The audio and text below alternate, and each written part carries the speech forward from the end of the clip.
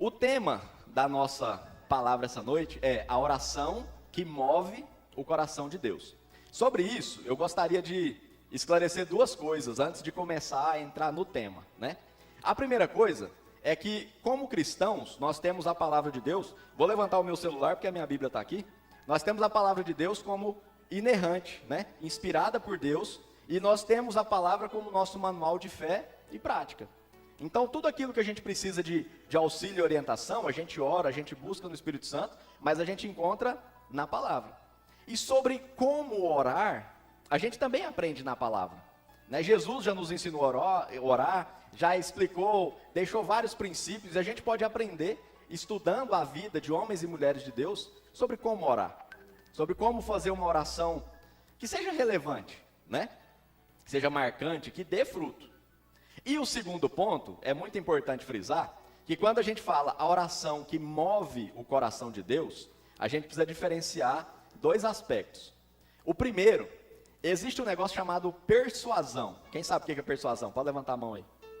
Persuasão, irmãos, é algo que o ser humano faz uns com os outros, de modo que uma pessoa consegue fazer a outra, né, convence outra pessoa a fazer aquilo que ela quer. Pode ser convencer a fazer algo, pode ser convencer a pensar de alguma maneira. Quando uma pessoa persuade a outra, essa pessoa está convencendo a outra a fazer alguma ação que essa primeira quer. De maneira nenhuma, nós temos a capacidade ou habilidade de persuadir a Deus.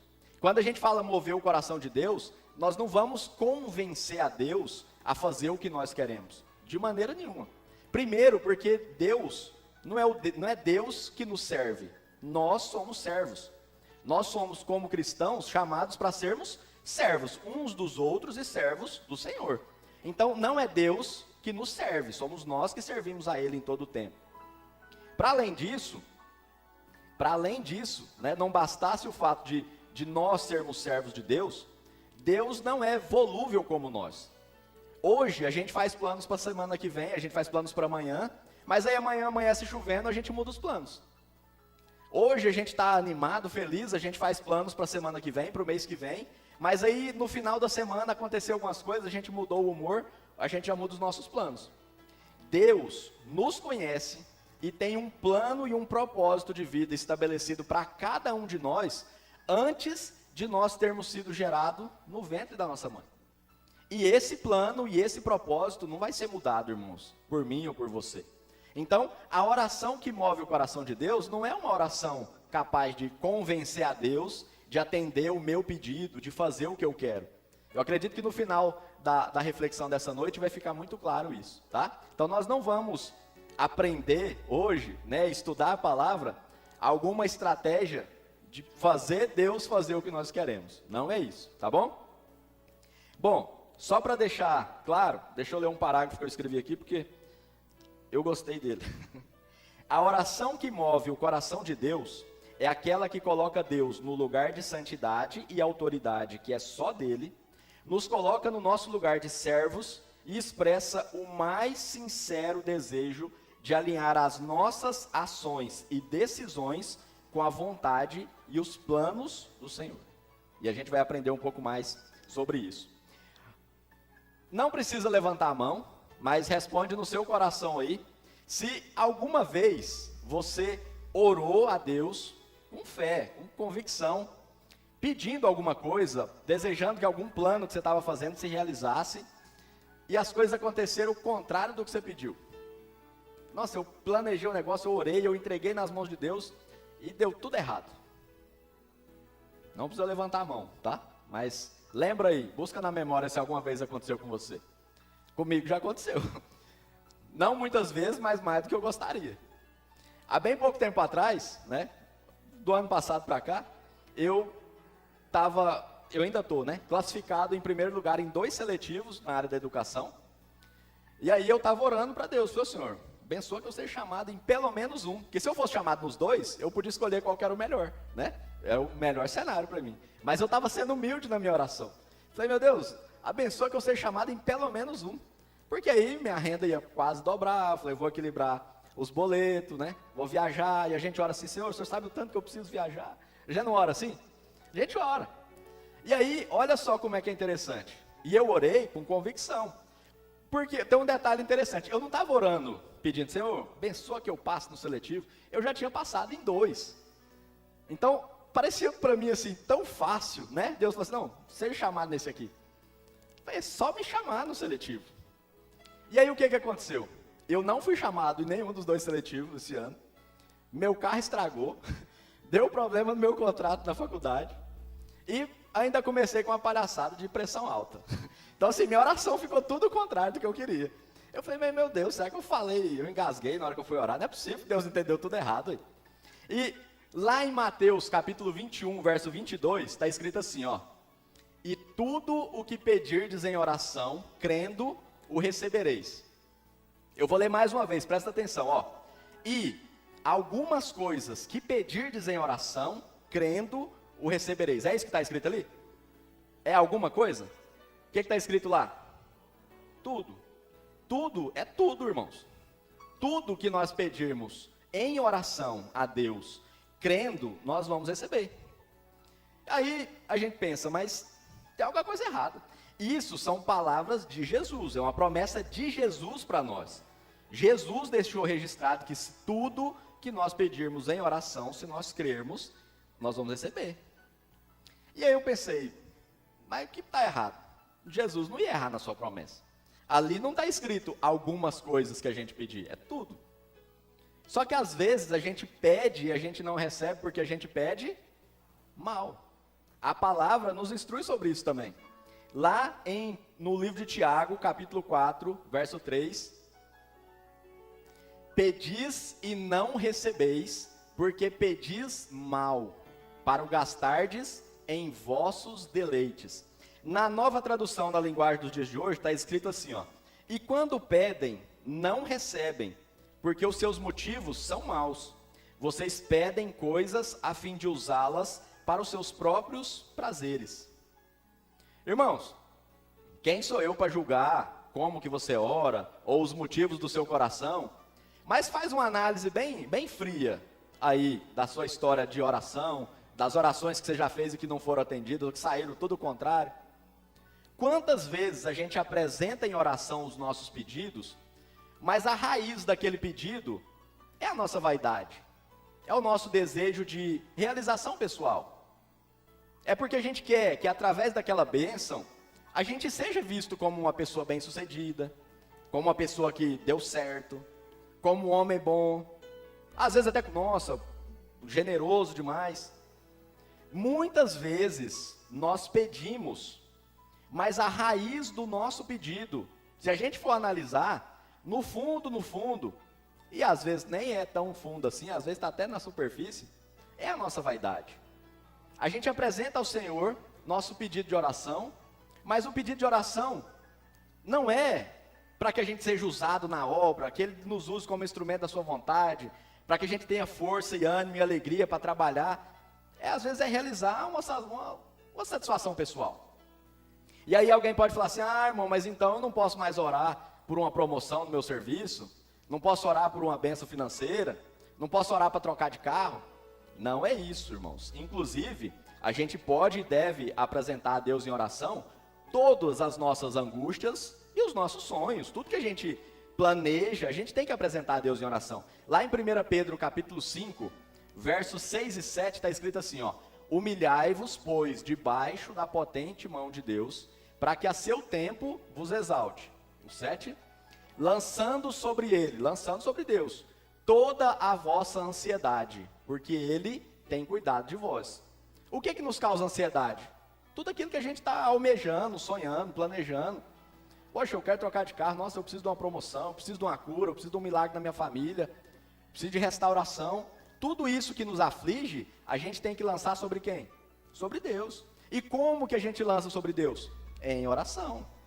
Então, o que eu estou falando a respeito da instrução da palavra sobre nós pedimos e não recebemos porque pedimos mal, a gente precisa fazer essas distinções. Eu estou pedindo por egoísmo, eu estou pedindo por quê? Eu preciso de uma promoção? É lógico que nós precisamos melhorar o nosso salário, ter uma condição de vida melhor, morar numa casa melhor, ter um carro melhor. Mas para quê? Para mostrar para o meu vizinho que eu tenho um carro bom? para poder ajudar alguém quando precisar, para ter uma condição de ser generoso e abençoar a obra, abençoar o missionário, abençoar de alguma forma, ajudar alguma família que precisa, ou só para ser reconhecido como alguém que não? Olha lá, ó, fez 2 faculdades, um mestrado, estudou, deu certo na vida. Ao invés de nós, fez 2 faculdades, estudou e não virou nada. É a vaidade que move a gente em muitas ocasiões. E a gente precisa aprender a estudar a história dos homens e mulheres de Deus, para aprender com eles e não cometer os mesmos erros que a gente comete. Em alguns casos a gente pode não repetir os erros que eles cometeram, porque está registrado na palavra para o nosso aprendizado. Mas muitas vezes é para nós nos inspirarmos e vivermos como eles viveram. Agirmos como eles agiram, né? Orarmos como eles oraram. Bom, eu falei que a gente ia debruçar hoje no texto da lição da IBD sobre quem? Neemias. Eu sei que toda a igreja sabe, mas eu vou ajudar vocês a lembrar quem era Neemias e o contexto bíblico em que ele está inserido. Neemias, irmãos, ele era um copeiro do rei. Ah, mas como assim copeiro do rei? Vamos voltar 140 anos na história.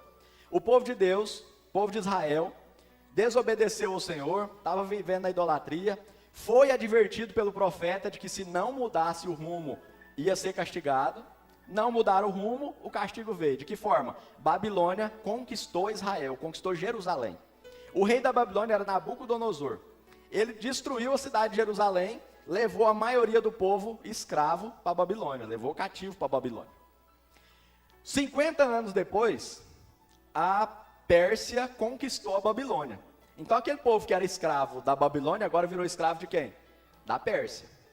Um tempo depois, apareceu um rei persa chamado Cícero. É Cícero, né? Ciro, desculpa. É parecido o nome. Ciro, um rei persa chamado Ciro. E esse rei fez um monte de coisa, mas uma das coisas que ele fez foi permitir que os povos que eram ali os seus cativos, reconstruíssem os seus templos e realizassem seus atos religiosos. E ele permitiu que o povo israelita voltasse para Jerusalém. E aí, lembra, Jerusalém tinha sido destruída, o templo de Salomão foi destruído, os muros da cidade foram destruídos, e uma cidade, naquela época, com os muros destruídos, era uma cidade sem proteção nenhuma. É igual hoje uma casa sem cerca, não tem proteção nenhuma. Quem passa sabe que ali é uma casa, mas sabe que você não pode mexer pela lei, mas não tem proteção. E naquela época, uma cidade com um muro destruído era terrível. Os israelitas puderam voltar para lá para reconstruir Jerusalém, mas eles ainda eram um povo cativo, não tinha muita condição. E aí, se a gente considera de quando Jerusalém foi conquistada por Nabucodonosor, 140 anos depois, aparece Neemias na história. Ele era copeiro do rei. E aí tem um ponto interessante. Copeiro, irmãos, em toda a história, nunca foi um cargo de autoridade. Nunca foi um cargo de autoridade. Mas eu estava pesquisando, eu não sou historiador, mas eu gosto muito de história, eu estava pesquisando e tem um negócio interessante. Alguns copeiros, ao longo da história, exerciam influência sobre o rei. Por quê? Porque o copeiro, ele era responsável por provar a bebida e a comida antes do rei. Porque se a comida ou a bebida tivesse envenenado, quem que ia para a caixa prega? O copeiro. Ele era o homem bomba do rei, né? Eles provavam para ele. Então, ele estava quase o tempo inteiro junto com o rei. O copeiro, ele não tinha autoridade. Mas a gente já falou várias vezes que relacionamento é intimidade, não é? Ele estava o tempo inteiro junto com o rei e isso acabava gerando proximidade, confiança e intimidade. Então o rei desenvolvia uma certa intimidade com o seu copeiro, né? Não vou falar que eles eram amigos, porque é difícil forçar isso. Mas tinha uma relação de intimidade, de confiança. O rei confiava nele. Então presta atenção nesse ponto, porque ele era copeiro do rei, ele não era nenhuma autoridade, tá? E aí aconteceu que Neemias, que era o copeiro do rei, encontrou um dia, na Bíblia fala, né, seu irmão, Hanani. E o que Neemias falou para Hanani? Perguntou para ele, Hanani estava vindo lá de Jerusalém, e Neemias perguntou para Hanani, como que está Jerusalém, né? E os irmãos cativos que estavam lá, como é que está a cidade? Eu acredito que ele deve ter perguntado assim, está reconstruindo a cidade? Está dando certo? Como é que está? Está avançando a obra? Eu acredito que era esse o espírito da pergunta dele.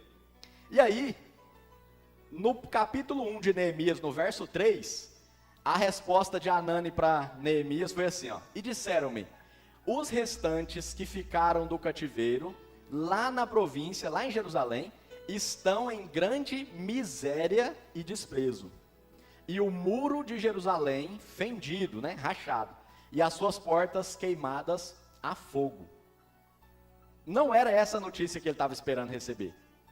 Porque há muito tempo atrás, um outro rei já tinha, que era o rei, como é que era o nome? Ciro. Neemias era copeiro do rei Artaxerxes, era outro rei já.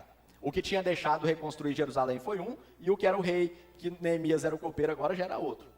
Mas Neemias, eu acredito que ele esperava uma resposta diferente, por quê? Olha o verso 4. E sucedeu que, ouvindo eu estas palavras, assentei-me e chorei, e lamentei por alguns dias, e estive jejuando e orando perante o Deus dos céus. Irmãos, notícias ruins chegam. E chegam quando a gente não está esperando, muitas vezes. Muitas notícias ruins que a gente recebe, nos geram um sentimento ruim junto. Especialmente quando você está esperando uma notícia diferente. Mas, independente se a notícia é ruim ou não, se a situação é ruim ou não, cada um de nós tem que tomar uma atitude. A gente tem que ter uma ação em relação à notícia e à situação que a gente está enfrentando. A palavra de Deus diz que quando Neemias recebeu essa notícia, olha o estado dele. Assentei e chorei e lamentei por alguns dias. Lembra do alguns dias ali, que a gente vai voltar ali daqui a pouco. Mas olha só, estive jejuando e orando perante o Deus dos céus. Ele recebeu uma notícia ruim, ele ficou abalado, e qual que foi a primeira atitude que ele teve? Jejuar e orar. A parte de chorar e lamentar é a nossa reação natural a muitas situações. Tem situação que fere o nosso coração, a gente fica triste, a gente senta, lamenta e chora. Mas antes de tomar qualquer atitude, o que ele fez? Jejuou e orou. E a gente precisa aprender isso. Situações adversas vão vir na nossa vida, mas antes da decisão, antes da ação, a gente tem que sentar. Lamentou? Lamentou.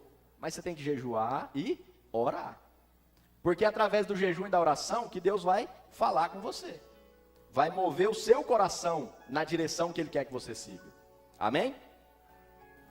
E muitas vezes, quando a gente enfrenta situações ruins, não raramente a gente lamenta, a gente chora, mas às vezes a gente xinga, a gente fica bravo, a gente fica enfurecido, porque é a nossa reação da carne. Mas como cristãos, nós somos convidados a ter domínio próprio.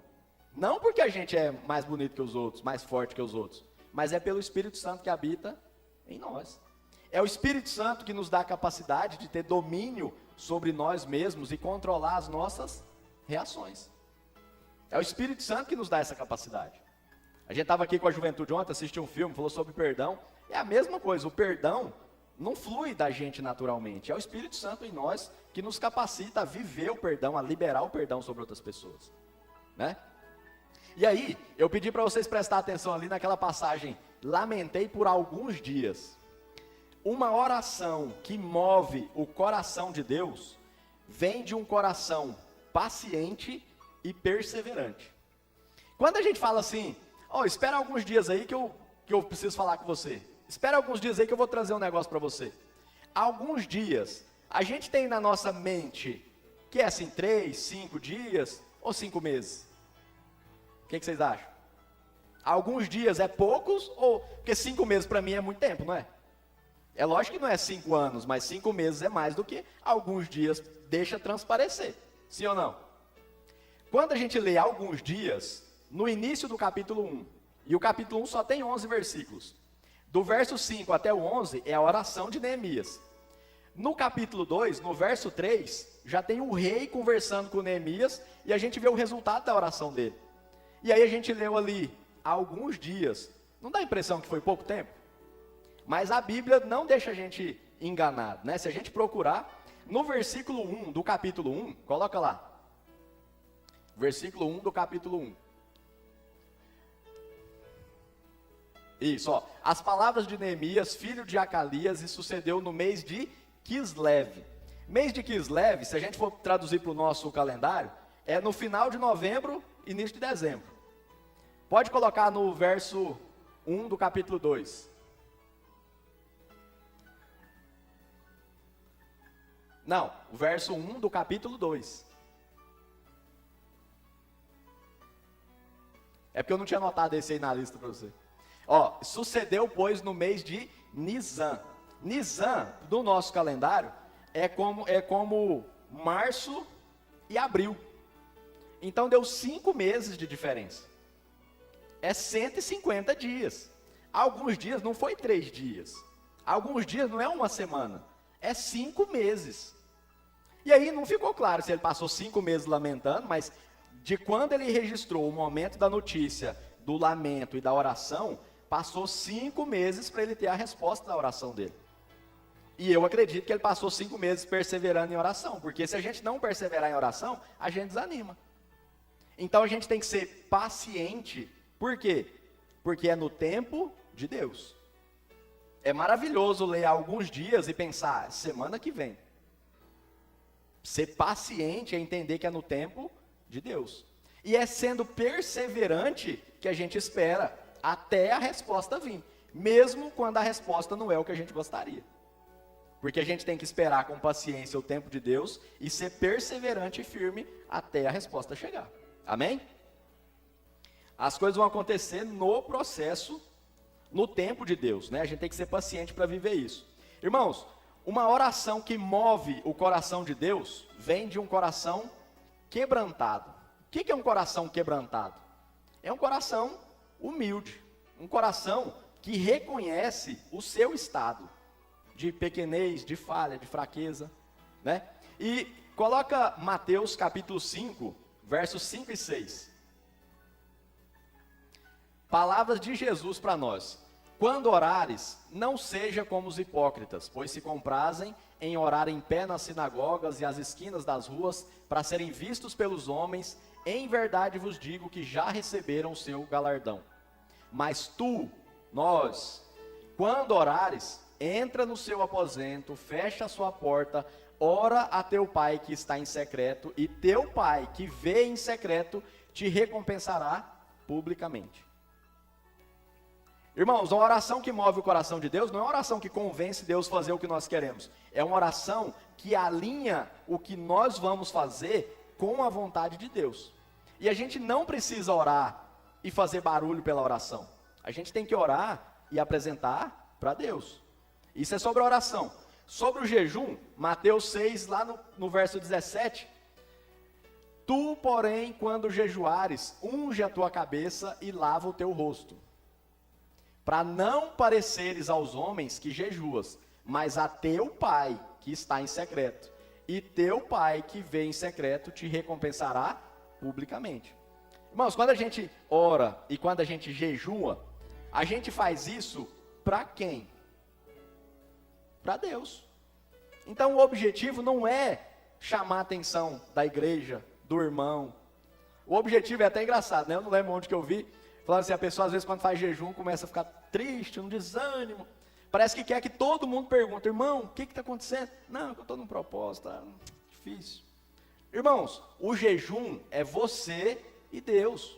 O que ele falou lá no verso 17? Lava seu rosto para que ninguém perceba que você está em jejum. Porque não é para você ficar triste e chamar a atenção dos outros. O jejum é você e Deus. A oração é você e Deus.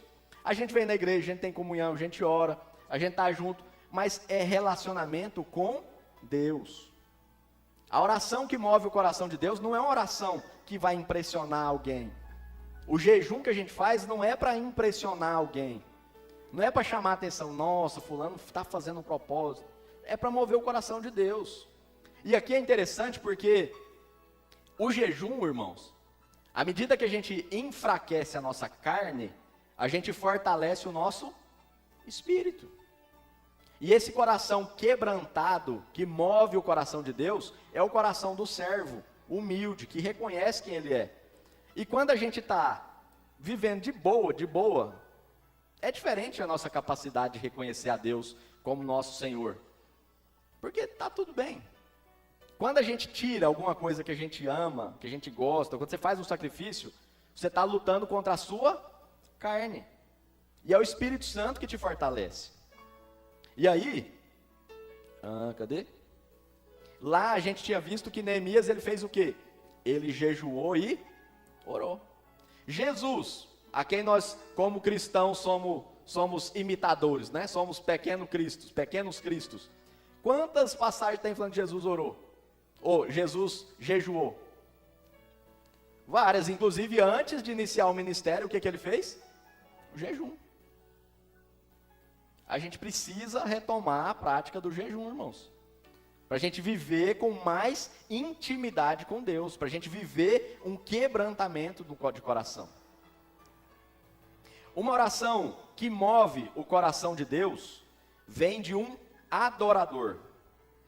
Como que Jesus inicia a oração do Pai Nosso que Ele nos ensinou lá no Sermão do Monte?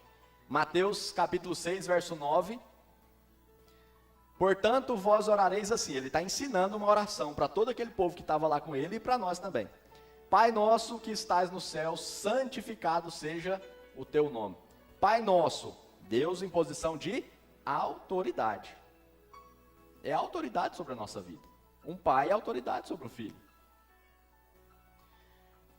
Pai nosso que estás nos céus, santificado seja o teu nome. Está adorando ao Senhor. Tem como colocar a primeira tela daquela música Ao Único? Aquela música que cantou hoje? Eu não lembro se é o refrão. Aí. Irmãos, isso aí é uma oração. Ao único que é digno de receber a honra e a glória, a força e o poder, ao Rei eterno e imortal, invisível, mais real, a Ele ministramos o louvor. Nós temos que adorar a Deus na nossa oração. E é assim que geralmente a gente começa as nossas orações. Eu tenho certeza que vai causar um maior espanto se qualquer um de nós começar a orar assim: ô Deus, faz isso para mim. Porque é uma falta de respeito. Não tem reverência numa fala dessa. Nós começamos a nossa oração e nós oramos em estado de reverência ao Senhor. A gente adora Ele e faz isso com as palavras que a gente escolhe na nossa oração. Reconhecendo que Deus é o Senhor, que Ele é soberano. E a gente tem que deixar isso explícito, mas a gente tem que sentir isso no nosso coração. Deixa eu ver aqui. Lá em Neemias, capítulo 1, no verso 5, na oração de Neemias, onde começa a oração dele, está assim, ó. E disse Neemias, né? Ah, Senhor, Deus dos céus, Deus grande e temido, que guarda a aliança e a benignidade para com aqueles que o amam e guardam os seus mandamentos. Ele estava adorando a Deus na oração dele. Ele abriu a oração assim como Jesus ensinou. E Neemias estava quantos anos antes de Jesus? 470 anos antes de Jesus, antes do ministério de Jesus iniciar. Mas a Bíblia está toda interconectada, né? Isso é maravilhoso. Então Neemias, na oração dele, o que ele estava fazendo? Reconhecendo a soberania de Deus.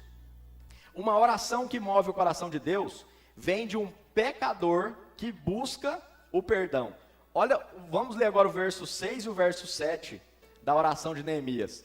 Estejam, pois, atentos os teus ouvidos e os teus olhos abertos para ouvires a oração do teu servo, que eu hoje faço perante ti, dia e noite pelos filhos de Israel, teus servos, e faço confissão pelos pecados dos filhos de Israel que temos cometido contra ti. Também eu e a casa do meu pai temos pecado. De todo nos corrompemos contra ti, e não guardamos os mandamentos, nem os estatutos, nem os juízos que ordenaste a Moisés, teu servo. Lá na oração do monte, Mateus capítulo 6, verso 12, Jesus nos ensinou a orar e dizer: perdoa as nossas dívidas, assim como nós perdoamos os nossos devedores. A gente reconhece que a gente é pecador. A gente pede perdão. E a gente já assume o compromisso de liberar o perdão sobre as pessoas. Porque muitas vezes a gente ora pedindo perdão, mas a gente não quer liberar o perdão para o outro, não. A gente ora pedindo perdão, e quando é fé, Deus, tenha justiça na vida do fulano. Cadê o perdão, irmão? Não é? Se eu sou perdoado, e se Jesus pagou por todos os meus pecados na cruz, olha que dádiva de perdão a gente recebeu, a gente tem que liberar o perdão sobre os outros também. Nós precisamos viver isso. E Jesus ensina isso também na parábola do fariseu e do publicano. Está lá em Lucas, capítulo 18, do verso 9 ao 14, mas a gente vai ler só o 13 e o 14. Lucas 18.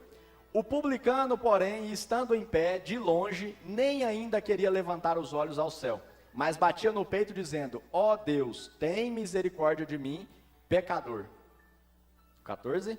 Digo-vos que este desceu justificado para sua casa, e não aquele, porque qualquer que a si mesmo se exalta, será humilhado, e qualquer que a si mesmo se humilha, será exaltado. A nossa oração, irmãos, a gente tem que reconhecer que a gente é falho. Tem um negócio que chama justiça própria. Às vezes na oração a gente fala, Senhor, eu sou tão honesto, eu sou tão digno, me abençoa, como se Deus devesse alguma coisa pra gente. E a gente é falho, irmãos. A gente peca todo dia. E Deus tem tanta misericórdia que todo dia as misericórdias do Senhor se renovam. A gente tem que reconhecer a nossa falha. Mas não reconhecer a falha no sentido de, Senhor, eu aqui de novo pecando. Não. Senhor, me ajuda a mudar de vida. O Espírito Santo me fortalece. Eu sou fraco, eu sou falho, mas me ajuda. A gente tem que reconhecer e pedir perdão. E, para a gente caminhar para o final, uma oração que move o coração de Deus, alinha o nosso pedido em oração com a vontade de Deus. Mas presta atenção nessa frase. Não é uma oração que move o coração de Deus, alinha a vontade de Deus com o que eu quero. É o contrário. Eu tenho que alinhar o que eu quero fazer com a vontade de Deus. E muitas vezes isso não é natural. Nós precisamos que Deus nos dê sabedoria e entendimento e abra as portas para que a nossa vontade, que o nosso plano, que as nossas decisões estejam de acordo com a vontade dele para a nossa vida. Lucas capítulo 22, verso 42, está escrito assim, Aliás, coloca Mateus 6,10. Oração do Pai Nosso, a gente diz, venha o teu reino, seja feita a tua vontade, assim na terra como nos céus.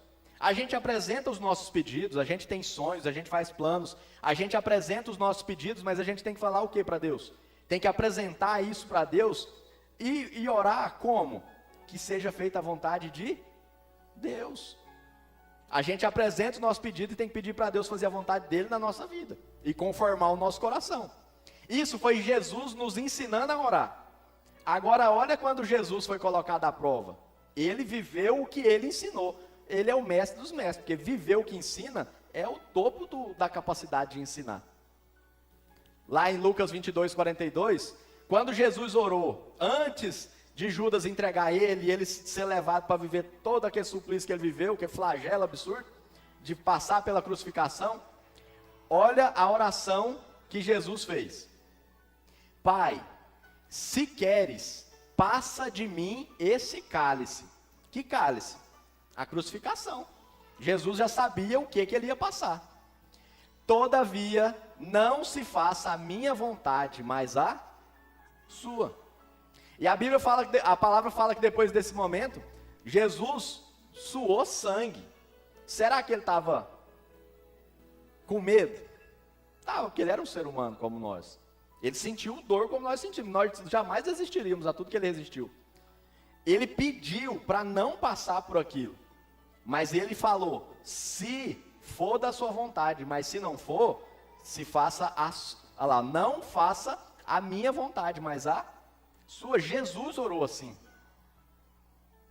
E aí, lá no verso 11 do capítulo 1, Neemias coloca assim, Senhor, a gente pulou alguns versos da oração de Neemias, porque senão ia ser 1h30 de palavra, mas Senhor, estejam, pois, atentos os teus ouvidos à oração do teu servo e à oração dos teus servos que desejam temer o teu nome, e faze prosperar hoje o teu servo, e dá-lhe graça perante este homem.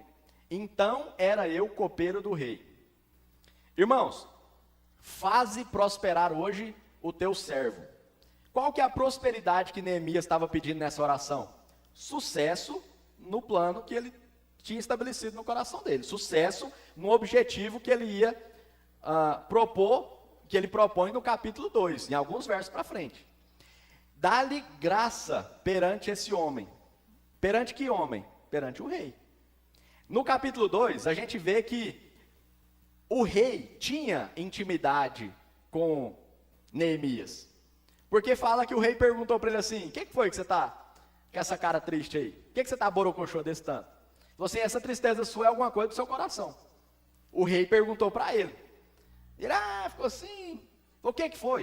Aí ele falou assim: porque lá na cidade onde está o túmulo dos meus pais, a cidade está em ruína, é uma tristeza, uma vergonha, um sofrimento danado. E eu estou triste. Aí o rei perguntou para ele, e aí a gente vê que tinha uma relação, né, de proximidade. O rei perguntou assim: o que você quer que eu faça? E aí coloca o capítulo 2, verso 3, deixa eu ver. Verso 4. E o rei me disse: que me pedes agora? E olha o que ele fez antes de responder o rei. Ele orou o capítulo 1 inteiro, 4 meses, 5 meses de agonia, e antes de responder o rei, olha lá. Então, não, no 4 ainda. Então, orei ao Deus dos céus. Não precisa passar não. Aí ele orou a Deus, e qual que foi a direção que Deus deu para ele? Ele pediu para o rei dar as cartas para ele levar para os governadores lá da região de Jerusalém, para ele poder ir lá reconstruir os muros de Jerusalém. E aí o rei pergunta quanto tempo que ele ia precisar, ele fala, e ele fala: eu preciso que o senhor me dê autoridade também para pegar madeira, e tem que ter autoridade lá com o chefe da guarda, para poder reconstruir tudo. E o rei deu autoridade para ele. Imagina, ele tinha uma amizade, tinha uma confiança, ele era o cara que estava sempre próximo do rei, que era ele que comia tudo antes do rei, para morrer no lugar do rei, e ele pediu uma promoção. Ele falou assim: me dá autoridade. Ele pediu primeiro autorização para ir e autoridade para fazer. E ele teve graça perante o rei, porque o rei deu as cartas para ele. E aí ele teve uma dificuldade entre o povo lá, e outra coisa, ele não podia pedir só autorização do rei. Porque ele chega lá: quem é você? Eu sou o copeiro do rei. Espada no pescoço. Ele tinha que ter autoridade. O rei deu essa autoridade para ele através das cartas. E ele construiu os muros junto com o povo que estava em Jerusalém em 52 dias. E fala que todo mundo ficou espantado, o pessoal que estava lá em derredor, né? Que nem queria que isso acontecesse. Irmãos, se fosse da vontade de Deus, aqueles muros que estavam lá quebrados, anoitecia quebrado, amanhecia reconstruído. Deus pode fazer o impossível. Mas Deus escolhe usar quem obedece. Deus escolhe usar quem está disposto. E aí, para a gente encerrar, para a gente alinhar os nossos pedidos à vontade de Deus, aos planos de Deus, a gente já viu que orar errado é pedir para nós mesmos. Orar certo é pedir para que tudo aquilo que a gente deseja esteja alinhado com os planos de Deus para a nossa vida, com a obra do Senhor. Quando a gente pede qualquer coisa, de que forma isso vai ajudar na obra? Eu não estou falando assim: você só tem que pedir oração porque você vai aumentar seu dízimo. Não é isso não. Mas de que forma a bênção que você está pedindo está alinhada com o plano de Deus, com a obra do Senhor? De que jeito você está pedindo pelo bem do plano de Deus na sua vida, na vida de quem está próximo de você? Muitas vezes a gente esquece disso. E a gente tem uma prova tão forte disso. O rei Salomão. O rei Salomão foi instruído pelo seu pai, o rei Davi, a buscar sabedoria, busca sabedoria, busca sabedoria. Mas quando Deus perguntou para ele: o que você quer? Ele não respondeu assim: eu quero ser o cara mais inteligente da terra. Ele não falou: eu quero ter sabedoria, eu quero ser sábio. Como que ele pediu para Deus? 1 Reis capítulo 3, verso 5. Eu vou falar alguns versículos e a gente vai pulando, tá? Verso 5. E em Gibeon apareceu o Senhor a Salomão de noite em sonhos e disse-lhe, Deus, né? Pede o que queres que eu te dê. No verso 9. E aí Salomão falando para Deus, né? A teu servo, pois, dá um coração entendido para julgar a teu povo. Irmãos, não vou ler tudo ali, mas Salomão pediu para Deus sabedoria para quê? Para levar o povo de Deus, para administrar o povo de Deus, para governar o povo de Deus. Ele não pediu sabedoria, eu quero ser o inteligente. Não, ele pediu sabedoria com que finalidade? Governar o povo de Deus, que era muito grande, era numeroso, e quem poderia governar esse povo, se não tivesse muita sabedoria? Ele pediu sabedoria, não por ele, pelo povo de Deus. Ele fez um pedido pelo bem do povo de Deus. E aí no verso 11, né, Deus diz, porquanto pediste isto, e não pediste para ti muitos dias, nem riqueza, nem a vida dos teus inimigos, pediste para ti entendimento para discernires o que é justo. E Deus deu a ele a sabedoria e diz que como ele não pediu essas outras coisas, tudo mais foi acrescentado. E aí a gente pensa assim, mas Salomão no fim da vida deu uma desbalanceada, né? Aproveitou de todo jeito e ficou desgostoso da vida, tudo era vaidade, não adiantava fazer nada. Mas olha só o que Deus falou para ele no verso 14. Se andares nos meus caminhos, guardando os meus estatutos e os meus mandamentos, como andou Davi, seu pai, também prolongarei os seus dias. Lá na frente, Salomão fez um monte de escolha errada, desobedeceu, mas Deus já tinha avisado para ele, que ele tinha que ser obediente. E é essa a proposta que o Senhor tem para todos nós, obediência, porque todo dia a gente tem que escolher servir ao Senhor, obedecer ao Senhor, todo dia. À medida que a gente obedece, o Senhor está ali. Quando a gente desobedece, Ele está ali entristecido. Mas se nós obedecermos, nós vamos estar com o Senhor. E muitas vezes, eu estava terminando hoje essa palavra em casa, eu estava lembrando desse período que teve agora a catástrofe lá no sul, né? Teve a catástrofe no sul, alguns anos atrás teve em Minas Gerais, em Brumadinho. E falando do Brasil, não vou nem falar dos outros países, falar aqui porque aqui está perto. Gente animada, dá para ir até de bicicleta. A gente muitas vezes, a gente ora assim, Senhor, levanta alguém para ir lá, Senhor. Senhor, levanta alguém para abençoar aquele povo. Quantas vezes a gente ora, Senhor, me dá a capacidade de abençoar aquele povo. Me qualifica, me capacita, me usa para eu fazer a diferença na vida daquele povo. E às vezes a gente não quer ir tão longe, o nosso vizinho. As famílias estão passando dificuldade na nossa cidade. Às vezes a gente ora, Senhor, levanta alguém para ir lá abençoar aquela família. Por que a gente não ora para a gente ser esse instrumento de bênção na vida dos outros? Por que a gente não alinha os nossos planos com a vontade do Senhor? Para que nós sejamos instrumento da vontade de Deus na vida dessas pessoas.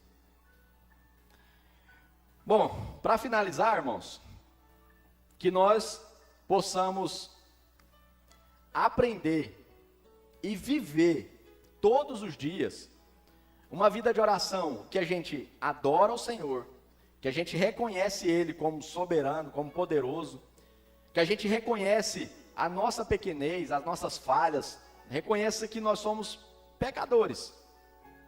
E mais do que isso, que nós possamos buscar no Espírito Santo sabedoria para alinhar aquilo que nós desejamos com a vontade de Deus para a nossa vida, com o propósito de Deus para nós. Que nós possamos ser instrumentos do Senhor. Mas então, mais uma vez, eu não posso orar pela promoção do meu serviço, não posso orar para trocar de carro. É lógico que pode, irmão, deposita no Senhor suas angústias. Mas ora e coloca no seu coração como que eu posso ser bênção, através da bênção que eu quero receber. Como que a gente pode alinhar os que a gente deseja com o plano de Deus, com a obra de Deus. E a obra de Deus é aqui, a família da igreja, mas é todo mundo. Como que a gente pode ser bênção na vida das outras pessoas? De que forma os nossos desejos não são só vaidade e satisfação pessoal, De que forma a gente deseja algo pelo bem maior? Eu não acredito que Neemias orou e ficou angustiado e pediu as cartas para o rei, desejando ser o homem que entrou para a história como o que liderou a reconstrução dos muros de Jerusalém. Eu não acredito. Eu acredito que ele orou e ele fez tudo isso porque ele queria ser instrumento na vontade do Senhor. Que ele sabia que aquela ação ia honrar o nome de Deus. Porque uma das promessas que ele relembra lá no capítulo 1 ainda, é que Deus prometeu que ia juntar todo o povo da onde tivesse na terra prometida, lá em Jerusalém. Então reconstruir os muros de Jerusalém era o primeiro passo para ter um espaço fortificado para esse povo reunir.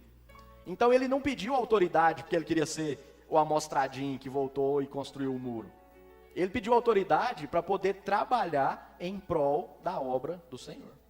Amém? Irmãos, muito obrigado pela atenção. Pastor, vamos fazer uma oração. Pedir para o pastor fazer uma oração para nós encerrarmos. Deus abençoe a vida de cada um de vocês, irmãos.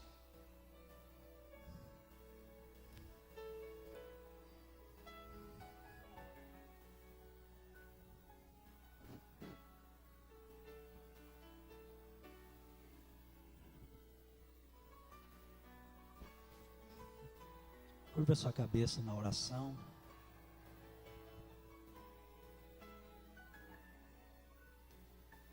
Em fervente oração, vem o teu coração na presença de Deus derramar,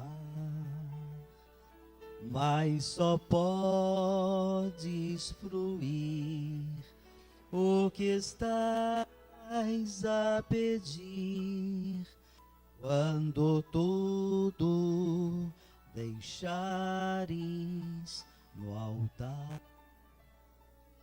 Quando tu ante o Senhor estiver e todo teu ser Ele controlar, só então hás de ver que o Senhor tem poder, quando tudo deixares no altar.